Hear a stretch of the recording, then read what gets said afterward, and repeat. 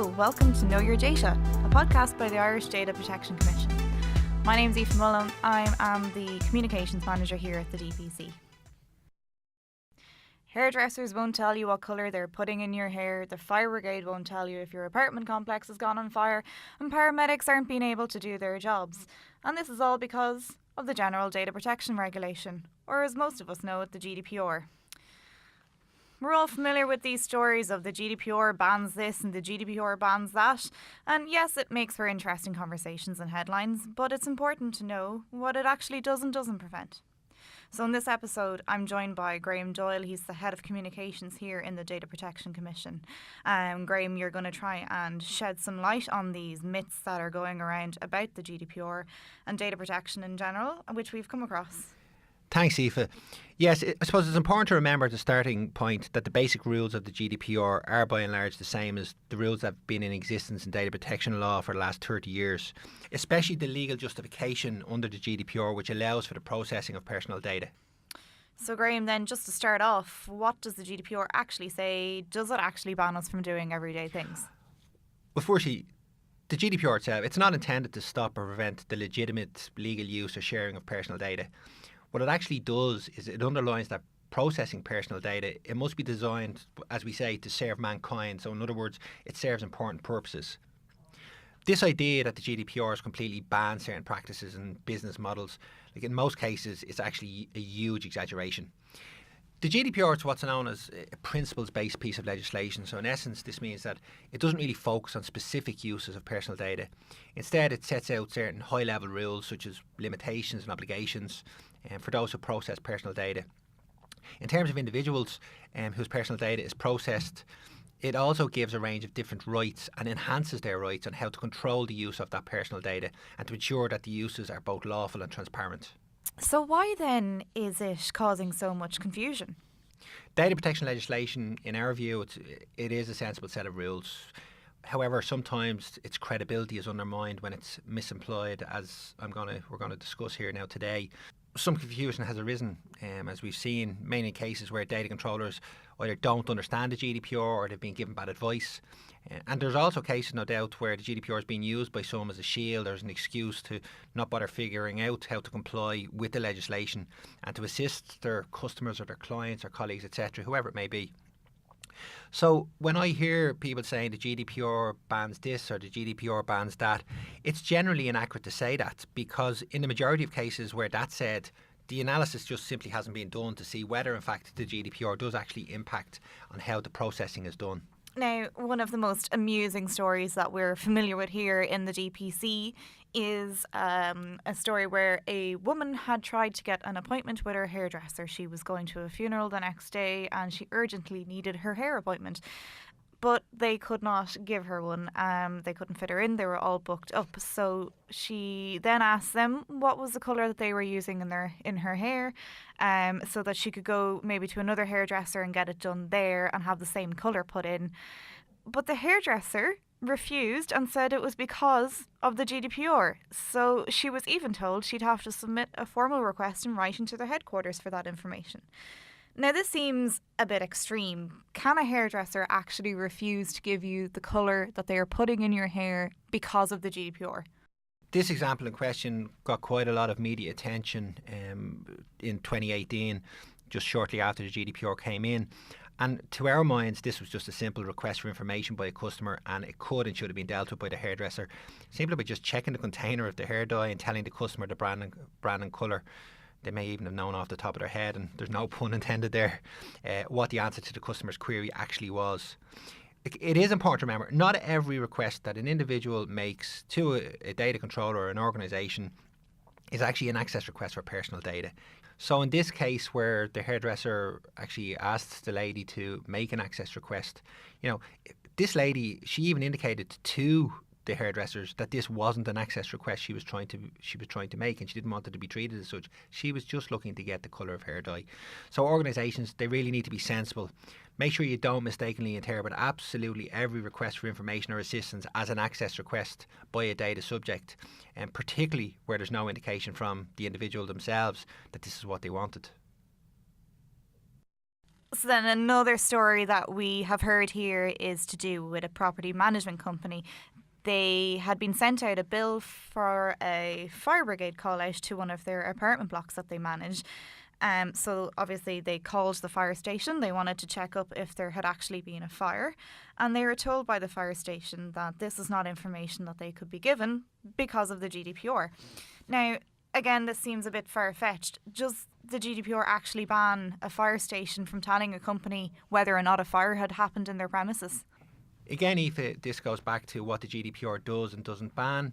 In this case, this was seemed on the face of it to be a very simple request from a company. They wanted to establish whether the bills that they were receiving for these fire brigade call-outs, whether they were as a result of frequent fires in the apartments or instead due to the false alarms. They weren't seeking personal data involving any of the tenants or occupants of the properties. It was general information that they were requesting, and we don't see why this information shouldn't have been provided. The GDPR, as I said already, certainly didn't ban them providing this information. So then, to me, this sounds like it has nothing actually to do with the GDPR. No, as I said, personal data clearly wasn't being sought here. This is another example of where the GDPR is being cited as a reason mistakenly for why information can't be provided. There may have been some other reason why the fire brigade had, refused to provide or to confirm this information to the company, but it certainly shouldn't have been GDPR, because in the absence of there being any request for the processing of personal data, there was no reason here under the GDPR why this information would not have been provided to the company. Now, one of the most worrying trends that we're seeing here in the DPC is one where paramedics and healthcare professionals are saying that the GDPR is making it more difficult for them to do their jobs. Can the GDPR actually take precedence over someone's life? The goal of the GDPR and data protection legislation in general is to protect the individual's fundamental rights to the protection of their own personal data. However, the GDPR, it also makes it very clear that it's not an absolute right. It must be considered in relation to functions of society and balanced with other rights, other societal rights and other individual rights. So the GDPR, it doesn't interfere with legitimate use of personal data, including in these circumstances medical and health data in the provision of healthcare or other forms of medical treatment. So when you're talking about the justifications for processing personal data under the GDPR, one of them is to protect the vital interests. So life, health, well-being of individuals, for example. The GDPR does provide for the protection of such interests. And it's also important to point out that similar to the law that was there pre-GDPR, special protections apply to the processing of what we call sensitive special categories of personal data. And these include data such as health data. So processing this data requires a further level of legal justification, and one justification is where it's necessary to protect the individual's vital interests and in situations where they are incapable of giving consent. And we've seen this recently in a case where a paramedic had been called out to a nursing home to attend to a resident who had become unconscious. They had asked the nursing home for the resident's medical history, and the nursing home didn't actually know if they could give it to them or not because of the GDPR. Absolutely, Aoife. These cases are a real cause for worry here at the DPC for us, because in the circumstances that you've just outlined, there's a clear legal justification for disclosing the information that's requested. They had to try and protect the unconscious individual's health and life. Data protection law requirements and the GDPR itself should never ever be taken as an impediment to administering necessary and urgent medical treatment.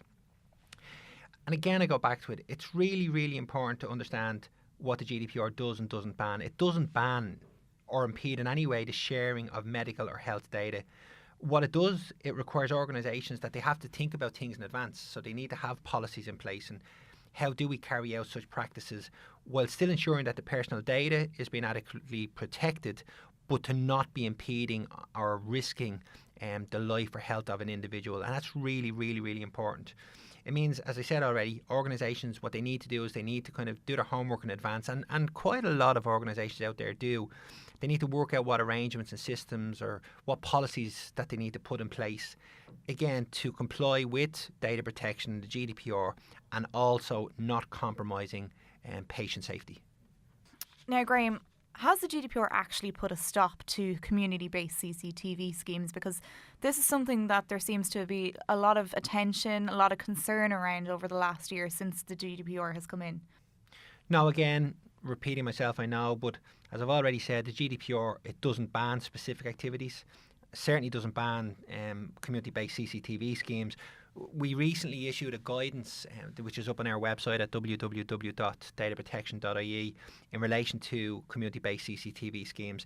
And the purpose of the guidance was to explain, firstly, the GDPR, it didn't introduce new barriers. These things have been in place.